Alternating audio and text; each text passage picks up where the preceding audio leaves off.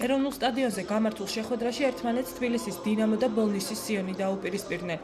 მატჩი როგორც მოსალოდნელი იყო, დინამოელთა აქტიურობით დაიწყო, თუმცა პირველი მეტნაკლებად სახიფათო მომენტი მასპინძელთა კართან შეიქმნა.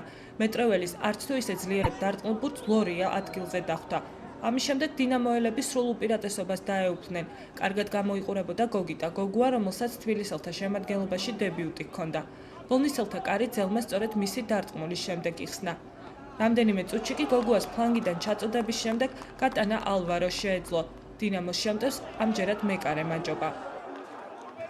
მეორე ტაიმის დაწყებისთანავე რობერტინიოს აქტიურობის შედეგად ანგარიშის გახსნა მერებაშვილს მართებდა, თუმცა კვლავ ბობრიაშვილმა ითამაშა დამაჯერებლად.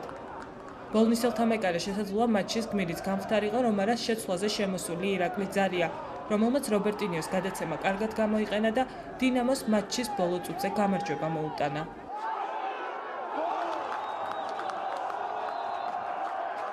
ასახარია კიდევ ერთი სამი ქულა, თუმცა სატურნირო წრილისთვის ამას არანაირი მნიშვნელობა არ აქვს.